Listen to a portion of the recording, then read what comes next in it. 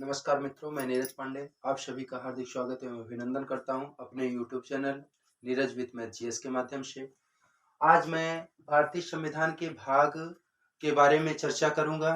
मित्रों, अभी तक मैं भारतीय संविधान के भाग 17 तक बता चुका हूं जो भाषा से संबंधित है। आज मैं स्टार्ट कर रहा हूं भाग 18 और कोशिश करूंगा आज 18 से लेकर के 22 भाग पूरा कंप्लीट कर देता हूं। फिर उसके बाद आपको मैं हर भाग के बारे में जो डीप है उसको बताऊंगा। अभी तो सिर्फ एक चर्चा विषय कर रहा हूं कि ऊपर इसको बता दे रहा हूं, लगभग उससे कहां तक किस अनुच्छेद से वो संबंधित है, कौन सा भाग कहां से किस अनुच्छेद से संबंधित है, कि कौन सा विषय है, ये सारे चीज हम बता दे रहे हैं मित्रों। और फिर इसके बाद फिर सेशन लेके आएंगे आपको पूरा एक एक भाग के बारे में, एक एक अनुच्छेद के बारे में अलग अलग पूरी डीप आपको जानकारी देंगे। देखिए मित्रों, यहाँ मैं संविधान के भाग बता रहा हूं, तो भाग कह सकते हैं 17 तक आपका कंप्लीट हो गया। अब भाग 18 देखा जाए तो भाग 18 जो होता है वह संबंधित किससे है? आपात कह सकते हैं, आपात उपबंध से। किससे संबंधित है? आपात उपबंध से संबंधित है मित्रों। इसको अगर देखा जाए तो ये कहां से कहां तक है? 352 से लेकर के 360 के बीच है। इसको देखा जाए तो कहां से कहां तक है? 352 से लेकर के 360। चूंकि मित्रों आपको याद होगा कि कल जब मैं भाग 17 पढ़ाया था तो भाग 17 में क्या किया था? 343 से लेकर के 351 तक बताया था कि ये भाग 17 है। तो 17 के बाद आता है 18, तो भाग जब 17 के बाद भाग 18 आता है, वैसे ही 351 धारा तक आप अनुच्छेद तक पढ़ लिए थे। तो 351 के बाद आपकी आएगी कौन सी अनुच्छेद आएगा? आपका 352। और 352 से लेकर के कहां तक इसका है? 360 तक। मित्रों, मैं इसके बारे में एक वीडियो आपको बहुत अच्छा वीडियो डाल दिया हूं। आपातकाल आपातकाल से संबंधित मैं वीडियो एक डाला हूं, लगभग 30 से 35 मिनट का कुछ है। उसमें मैं आपातकाल, तीन आपातकाल भारत में लगते हैं, कैसे कैसे क्या क्या पूरी जानकारी उसमें डिटेल्ड डाल दिया हूं मित्रों। उसको आप वीडियो मेरा जरूर देखिएगा। देखिए भाग 18 है, ये आपात उपबंध की बात अगर हम करें मित्रों तो यह मुख्यतया मैं इसमें भी हल्का फुल्का बात कर लेता हूं। मुख्यतया भारत में 3 प्रकार के आपात होते हैं। वो क्या है? 352 अनुच्छेद और 356 और 360, इन तीनों के तहत लगते हैं। यहां देखा जाए मित्रों तो ये लगता है राष्ट्रपति, ये क्या लगता है? राष्ट्रीय आपातकाल। ये लगता है राष्ट्रीय आपातकाल, ये लगता है राष्ट्रपति शासन, जिसको हम कहते हैं राष्ट्रपति शासन, या तो फिर क्या कहते हैं? राज्य आपातकाल। और इसको हम मित्रों कहते हैं, क्या कह सकते हैं? इसको हम वित्त आपातकाल, किस नाम से जानते हैं? वित्त आपातकाल के नाम से जानते हैं। तो ये आप कह सकते हैं कि भारत के संविधान में वर्णित 3 प्रकार के आपातकाल हैं। जो एक पहला लगता है वो 352 के तहत लगता है, राष्ट्रीय आपातकाल, संपूर्ण देश में लगता है मित्रों।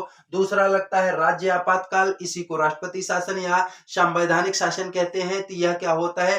किसी एक राज्य में लगाया जाता है। अगर स्थिति बने कई राज्यों में भी लग सकता है, लेकिन यह क्या होता है? एक राज्य के लिए होता है। जब भी लगता है राष्ट्रीय आपातकाल तो वो एक राज्य के लिए लगता है। और तीसरा होता है वित्त आपातकाल, वित्तीय आपातकाल, जो कि ईश्वर की कृपा से कह सकते हैं अपने देश में ऐसी स्थिति कभी नहीं बनी जो कि वित्तीय आपातकाल की स्थिति बने और वित्तीय आपातकाल आए। तो फिलहाल ये अभी तक नहीं लगा हुआ है। राष्ट्रीय आपातकाल भारत में 3 बार लग चुका है मित्रों, कह सकते हैं 62 में, 62 के बाद 71, 71 के बाद 75, 3 बार राष्ट्रीय आपातकाल लग चुका है। और कह सकते हैं राज्य आपातकाल, तो ये तो बहुत बार लग चुका है, कई राज्यों में लगता है। और इसमें एक सबसे बड़ी बात है, सबसे ज्यादा बार लगने वाला राज्य जो है वह उत्तर प्रदेश है। इसके लिए मैं पूरा वीडियो आपको डाल दिया हूं, आप देख लीजिएगा। तो ये आपको भाग 18 समझ में आ गया होगा मित्रों कि भाग 18 क्या है। भाग 18 में अगर हम बात करें तो भाग 18 हमारा कहता है क्या? कि आपात उपबंध में किसकी चर्चा की गई है? आपातकाल की चर्चा की गई है। यह संबंधित अनुच्छेद किस अनुच्छेद से संबंधित है? कह सकते हैं अनुच्छेद 352 से लेकर 360 तक। अब आगे हम बात करें अगर मित्रों तो ये प्रकीर्ण होता है। क्या है? आगे जो लिखा है भाग 19 से आपका यह प्रकीर्ण है। इसको हम मिसलेनियस बोलते हैं। क्या बोलते हैं? मिसलेनियस या विविध बोलते हैं मित्रों। यह आपका होगा 361 से लेकर के 367 तक। 361 से लेकर के मित्रों ये कहां तक होता है 367 तक होता है प्रकीर्ण मिसलेनियस। इसमें अगर हम बात करें मिसलेनियस में मित्रों तो यह क्या होता है कह सकते हैं प्रकीर्ण में, इनमें क्या होता है विविध चीजें आती हैं। जैसे एग्जांपल मैं दे दूं, राज्यपाल या राष्ट्रपति के लिए विशेष उपबंध, उनकी विशेष संरक्षण, राष्ट्रपति या राज्यपाल के लिए विशेष संरक्षण दिया जाता है कि अगर वह पद पर हैं, पद को धारण किए हैं, तो उनके विपक्ष किसी प्रकार का वाद किसी भी न्यायालय में प्रस्तुत नहीं किया जा सकता है, न ही किसी न्यायालय के द्वारा उनके लिए कोई नोटिस जारी की जा सकती है जब तक कि वह क्या है पद पर हैं।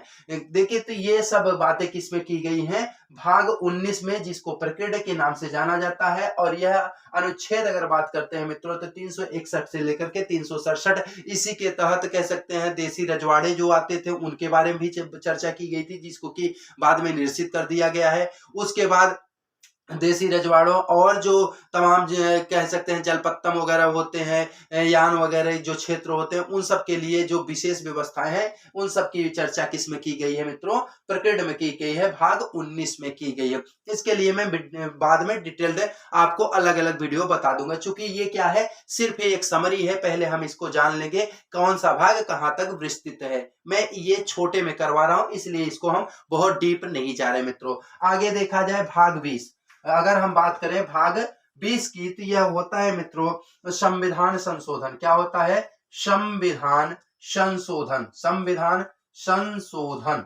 तो इसको अगर हम कहें कॉन्स्टिट्यूशनल अमेंडमेंट, यह इसके लिए एक ही आर्टिकल है मित्रों 368, एक ही आर्टिकल है 368 मित्रों। तो ये इसमें क्या होता है संविधान संशोधन। अब संविधान संशोधन क्या चीज है मित्रों, इसको भी थोड़ी चर्चा कर ली जाए। संविधान संशोधन मुख्यतः दो प्रकार से होंगे, एक क्या होगा, एक सामान्य संशोधन होगा, एक क्या होगा पूर्ण बहुमत के साथ कह सकते हैं कि संशोधन होगा। एक संशोधन जैसे कहें कि हम 4 लोग बैठे हैं और 4 लोगों में कोई बात की चर्चा हो जाए कि यार ये कर लेना, जैसे छोटे मोटे कार्य होते हैं तो घर के अगर 10 लोग होते हैं तो उसमें 2-4 लोग बोले कि हाँ ये कार्य कर लिया जाए, वैसे कर लिया जाता है। लेकिन जब कोई विशेष कार्य होता है, बड़े कार्य होते हैं, बड़े निर्णय लेने होते हैं, तो घर के क्या होते हैं मुख्य लोग जो होते हैं वो और घर के ज्यादातर लोग उसमें इन्वॉल्व होते हैं, और लगभग यह क्या होता है ज्यादा से ज्यादा लोग उसमें क्या करके मिल करके उस निर्णय को लेते हैं। सेम वही संशोधन होता है। संशोधन मतलब किसी चीज में, बनी बनाई चीज में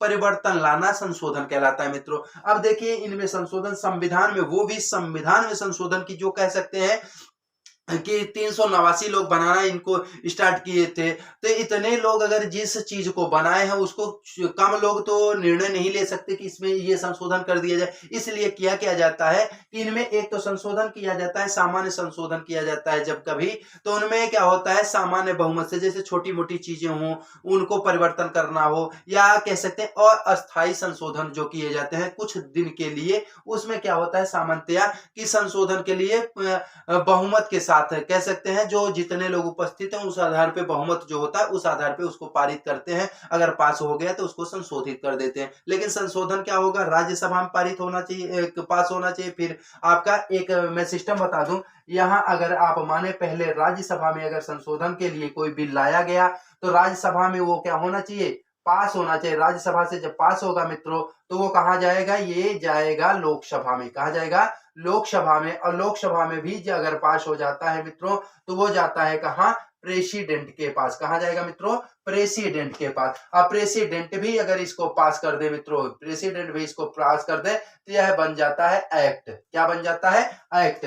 अभी तक ये क्या था, यहां से अगर ये जब मित्रों हम कहें बात करें तो ये केवल एक बिल था, ये केवल एक था बिल था, कह सकते हैं एक विधेयक था। जैसे कोई चीज अगर लाते हैं तो वो क्या होता है, किसी सदन में अगर हम कुछ चीज लाते हैं उसको पास करवाने के लिए तो वो क्या होता है एक विधेयक होता है, कानून नहीं होता है। विधेयक लाया जाता है और जब पास हो जाता है तो वो क्या बन जाता है, कानून बन जाता है मित्रों। तो ये क्या करेंगे हम, पहले बिल लाएंगे राज्यसभा, फिर लाएंगे ले यहाँ पास हुआ तो लोकसभा, लोकसभा पास हुआ तो प्रेसिडेंट, और प्रेसिडेंट पास किया तो वह एक्ट बन जाएगा। ये नियम होता है किसी भी कानून को बनाने या संशोधन को पास कराने का नियम। लेकिन यहाँ मित्रों ये जो राज्यसभा लिखा है तो इसको लोकसभा भी हो सकता है, पहले लोकसभा में आए फिर राज्यसभा में जाए, या राज्यसभा में आए फिर लोकसभा में जाए। तो यहाँ पे क्या है कि इसको हम लोकसभा में लाए पहले या राज्यसभा, किसी एक सभा में, एक सदन में लेके आना पड़ेगा।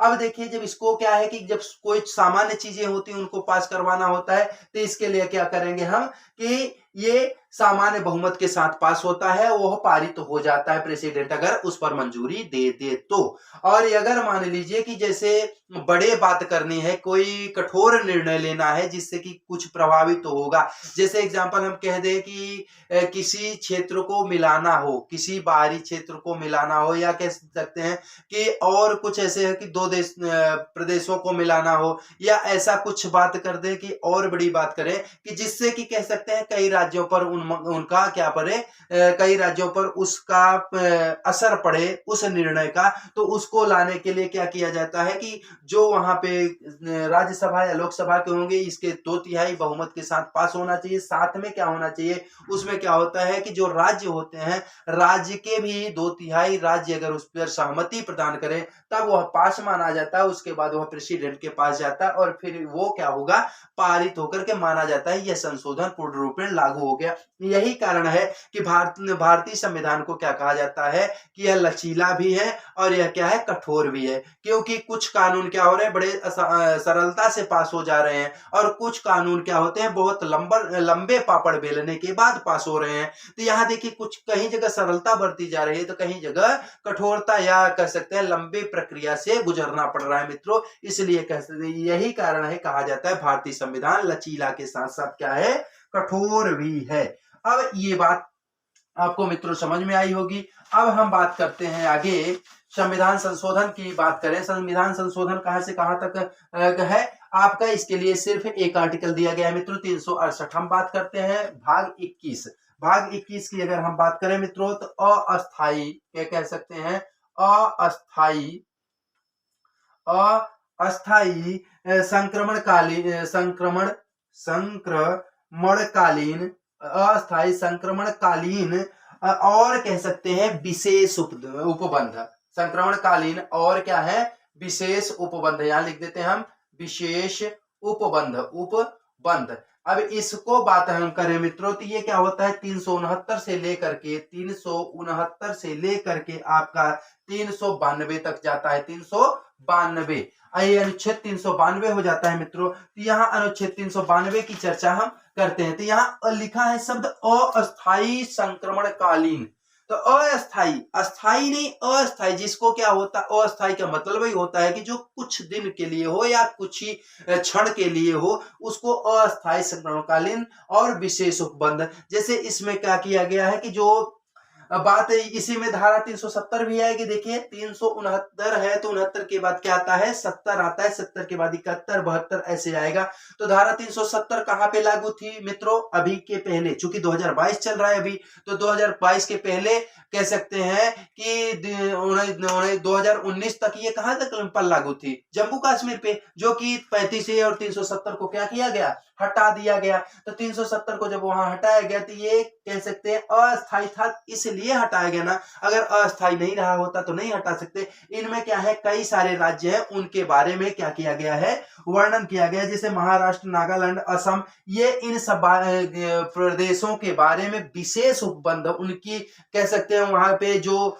कुछ ऐसी व्यवस्थाएं हैं, वहां जनजातियों के लिए कुछ विशेष प्रकार के उपबंध किए गए हैं, तो उनको किसमें दर्शाया गया है, भाग 21 सेल में, और जिसका अनुच्छेद दिया गया है मित्रों 369 से लेकर के 392, 369 से लेकर के 392 तक में अस्थायी संक्रमणकालीन और विशेष उपबंध को वर्णित किया गया है मित्रों। तो इतना आपको याद करना है, क्योंकि आपको अक्सर एग्जाम में देखते हैं एक प्रश्न बनता है संविधान के भाग से, कि पहले आपसे पूछ लिया जाएगा सीधे सीधे कि संविधान का 9वां भाग किससे संबंधित है, संविधान का भाग 9 किससे संबंधित है। अब आपको यहां लगेगा यार भाग 9 किससे संबंधित है, तो यहाँ भाग 9 अगर पंचायत से संबंधित है तो आपको वहां याद रखना होगा। तो यहाँ यही सब चीजें हैं कि जैसे कोई आपसे कह दे कि भाग 2 किससे संबंधित है, भाग 5 किससे संबंधित, भाग 8 किससे संबंधित है, भाग 11 संबंधित है, तो ये सारी बातें आपको क्या रखनी होगी,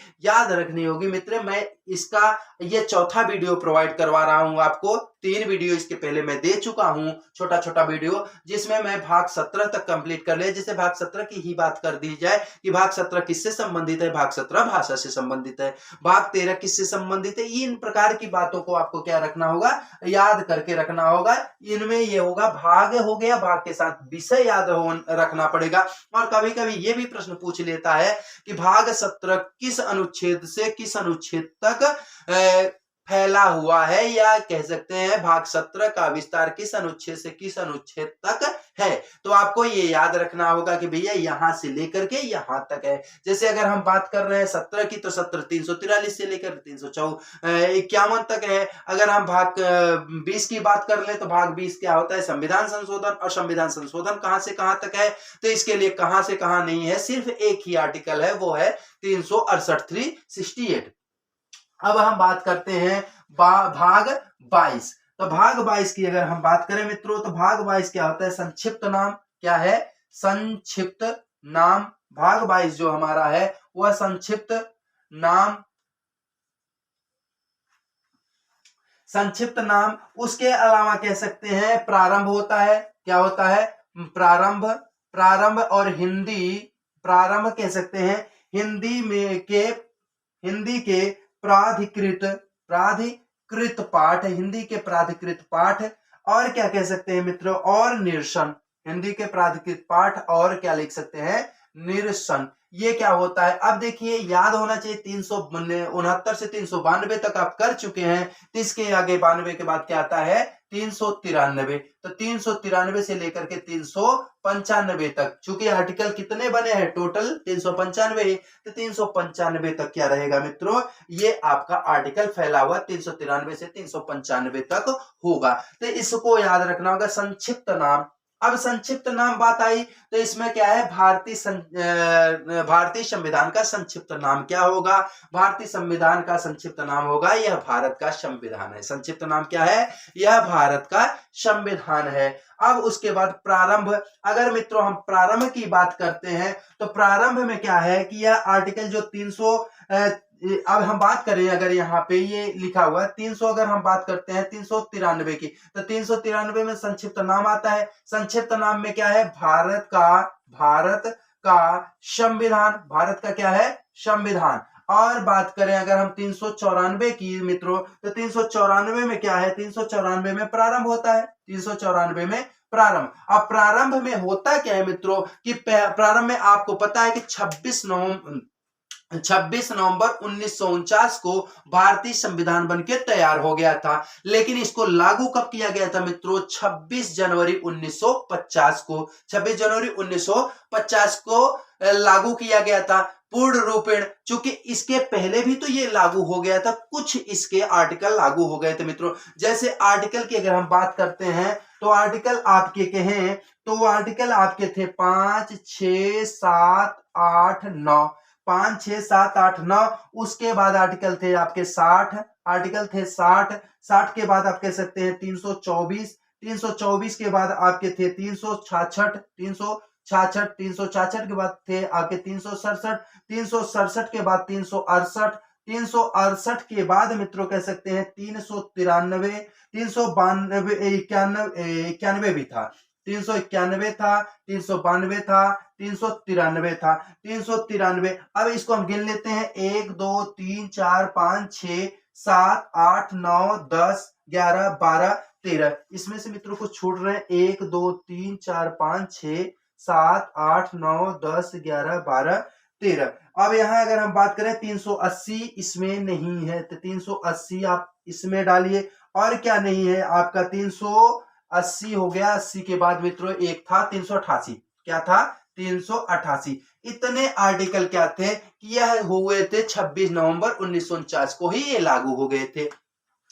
तो इनका प्रारंभ लिख सकते, हमें यहाँ क्या बात है कि प्रारंभ में कितने आर्टिकल लागू हुए थे, ये आर्टिकल, ये 15 आर्टिकल जो है, टोटल कितने हैं मित्रों, 15। तो ये 15 आर्टिकल क्या होते हैं, स्टार्ट में प्रारंभ में लागू हो गए थे, तो इनकी चर्चा 394 के तहत की गई है। उसके बाद अगर हम बात करते हैं कि आप लिखा है हिंदी के प्राधिकृत पाठ, हिंदी के प्राधिकृत पाठ।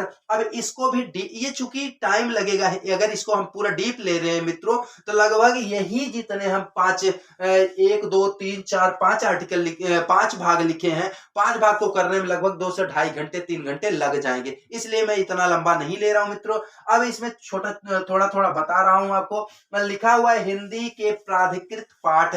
हिंदी के प्राधिकृत पाठ में क्या कहा गया, इसमें कहा गया है कि ये 394 क होगा।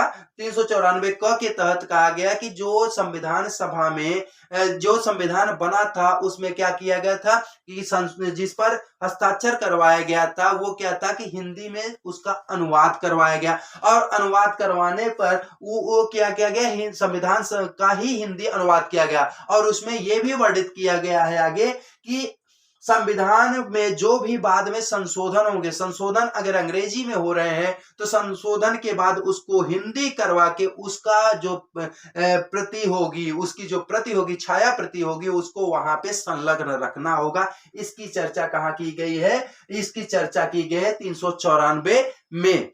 तो 394 के तहत उसके बाद और क्या होता है मित्रों, निरसन। निरसन की बातें की गई है 395 में। निरसन की बातें कहाँ की गई हैं, 395 में की गई हैं। उनमें बताया गया है कौन कौन सी चीजें निरसन रहेंगी, कौन कौन सी चीजें बाहर होंगी या इनमें नहीं ली जाएंगी, या इन चीजों का क्या किया जाएगा, परित्याग किया जाएगा। तो इस प्रकार से देखिए मित्रों, तो आज हम क्या कर रहे हैं कि अपने भारतीय संविधान के भाग को पूर्ण रूपेण कंप्लीट कर दिए चौथी वीडियो में।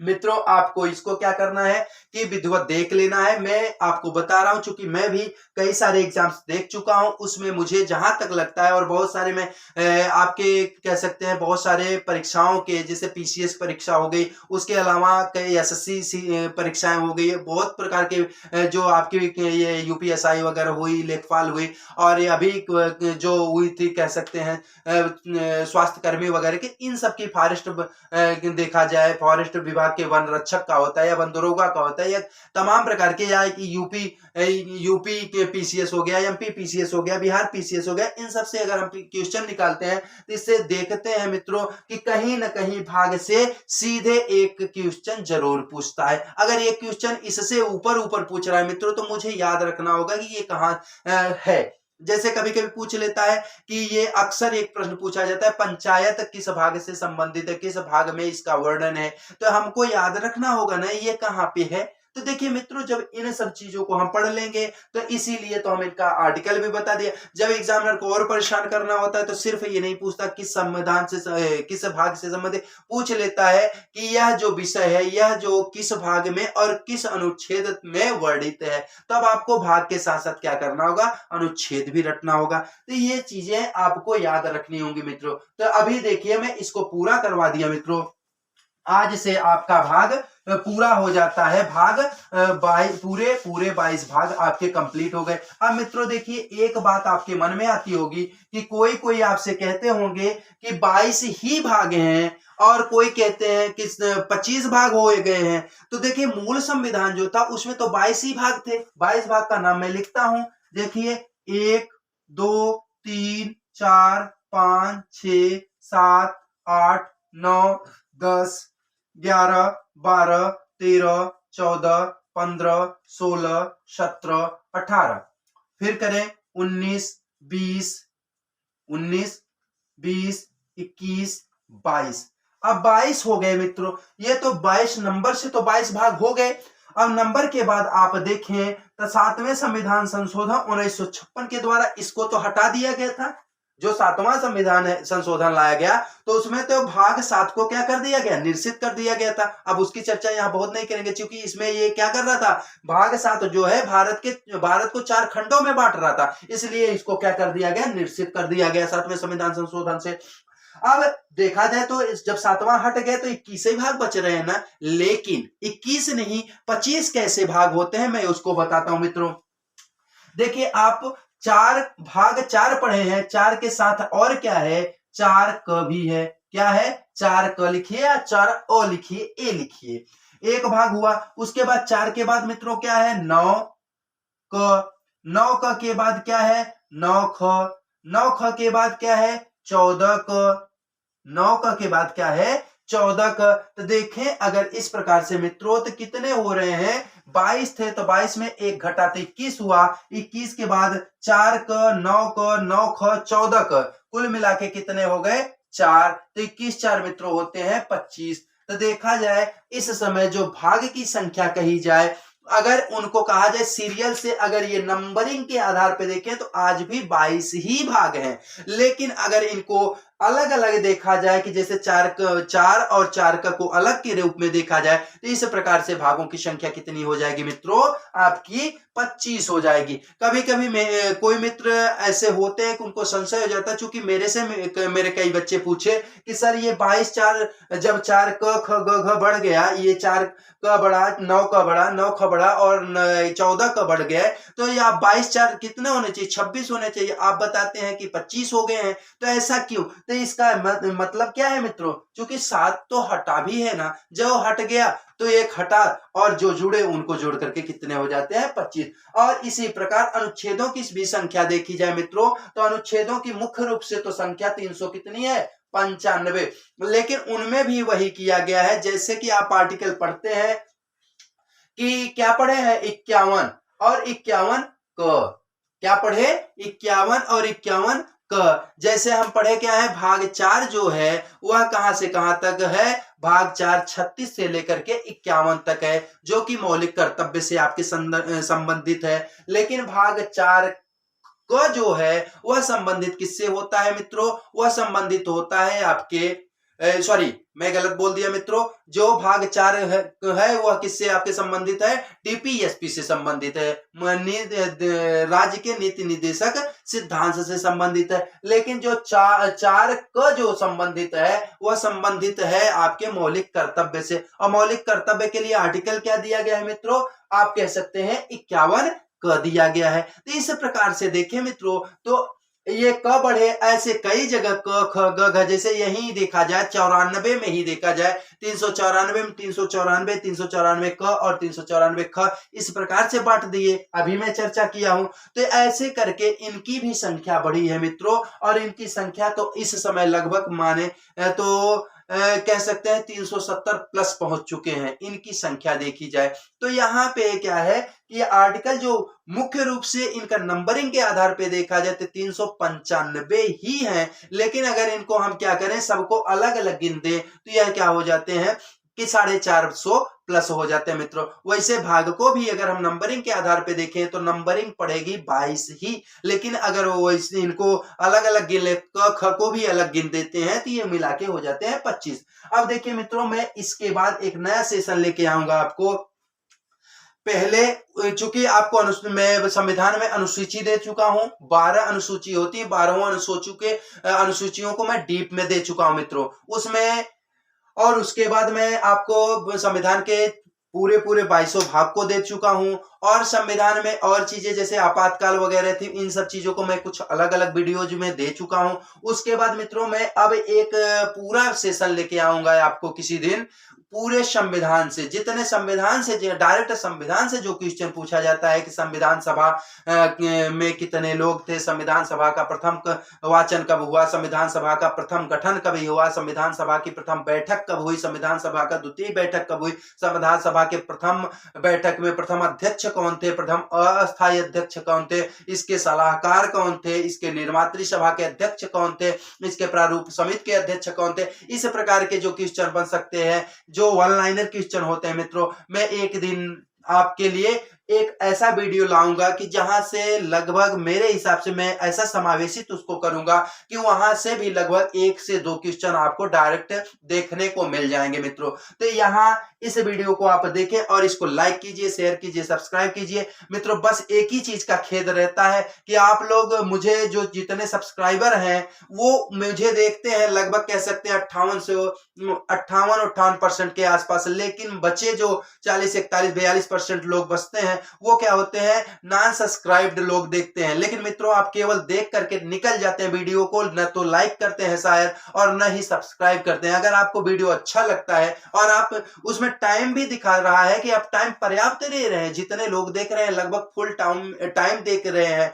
कुछ कुछ लोगों की बात करें, जैसे अगर मानता हूं एक एग्जांपल दूं कि अगर 4 व्यू आ रहे हैं और 10 मिनट का मेरा वीडियो है तो उसमें वॉच टाइम भी शो कर रहा है, लगभग वो 38 से 40 मिनट कह सकते हैं, 35 मिनट तक देखा जा रहा है। तो 4 ही लोग अगर देख रहे हैं तो इसका मतलब पूरा पूरा देख रहे हैं। और जब मित्रों पूरा आप देख रहे हैं तो आप लाइक शेयर सब्सक्राइब क्यों नहीं करते मित्रों? इसका मतलब मेरे में कहीं ना कहीं कमी है। और यदि कमी है मित्रों तो मुझे आप बताइए ना कि कहां मैं कमी कर रहा हूं, तो आप ऐसा करेंगे तो मुझे अच्छा लगेगा। लेकिन अगर आप मुझे लाइक शेयर नहीं करते हैं तो मैं डिमोटिवेट होता हूं मित्रों।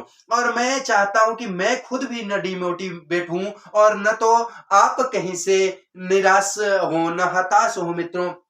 इसके बाद मैं अगला वीडियो आपके साथ कोई एक नया वीडियो लेके आऊंगा मित्रों। इसको लाइक कीजिए, शेयर कीजिए, सब्सक्राइब कीजिए। तब तक के लिए आपसे विदा लेता हूं। धन्यवाद बहुत बहुत आप सभी का। नमस्कार मित्रों, good night, bye bye, take care.